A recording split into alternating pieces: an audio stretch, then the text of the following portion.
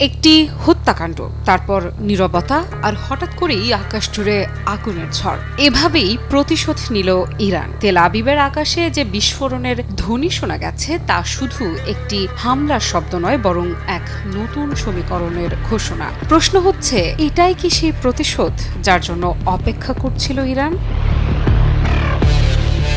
ইরানের শীর্ষ নিরাপত্তা কর্মকর্তা আলী লারিজানির হত্যার পর থেকেই স্পষ্ট ছিল ইরান চুপ করে থাকবে না। আর এবার সেই জবাব এসেছে সরাসরি ইসরায়েলের হৃদয়ে। রাজধানী তেল আবিবকে লক্ষ্য করে চালানো হয়েছে ভয়াবহ ক্ষেপণাস্ত্র হামলা, যেখানে প্রথমবারের মতো ব্যবহারের দাবি উঠেছে বিধ্বংসী ক্লাস্টার ওয়ারহেড।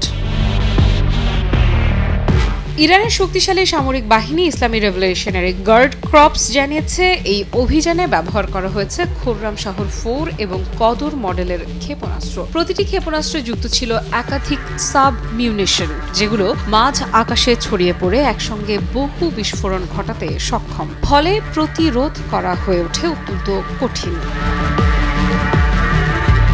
ইসরায়েলি সূত্র বলছে, তেল আবিবের জনবহুল ও কৌশলগতভাবে গুরুত্বপূর্ণ একটি এলাকায় এই হামলায় অন্তত 2 জন নিহত হয়েছেন। প্রত্যক্ষদর্শীদের ভাষায় এটি কেবল একটি বিস্ফোরণ নয়, বরং একসঙ্গে বহু আঘাতের ঝাপটা, যা মুহূর্তেই আতঙ্ক ছড়িয়ে দেয় পুরো এলাকায়।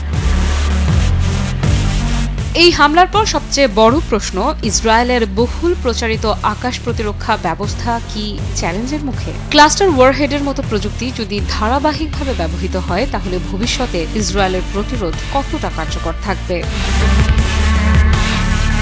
অন্যদিকে ইরানের বার্তা আরও কঠোর। দেশটির পররাষ্ট্রমন্ত্রী আব্বাস আরাকচি স্পষ্ট করে জানিয়েছেন, লারিজানির মৃত্যু ইরানকে দুর্বল করেনি, বরং দ্রুত নতুন নিয়োগের মাধ্যমে রাষ্ট্রীয় কাঠামো আগের মতোই শক্ত রাখা হয়েছে। অর্থাৎ নেতৃত্বে আঘাত এলেও রাষ্ট্র ব্যবস্থা অটুট। সংঘাতের মাত্রা আরও বাড়িয়ে ইরানের নতুন সর্বোচ্চ নেতা মোস্তফা খামেনি যুদ্ধবিরতির প্রস্তাব সরাসরি প্রত্যাখ্যান করেছেন। তার অবস্থান পরিষ্কার, কোনো সমঝোতায় যাবে না ইরান। JBS holdings limited. এদিকে দেশের ভেতরেও কঠোর বার্তা দিচ্ছে ইরান। গুপ্তচর বৃত্তির অভিযোগে এক ব্যক্তির মৃত্যুদণ্ড কার্যকর করা হয়েছে, যা দেখাচ্ছে বাইরের শত্রুর পাশাপাশি ভেতরের হুমকির বিরুদ্ধেও সমানভাবে সক্রিয় দেশটি।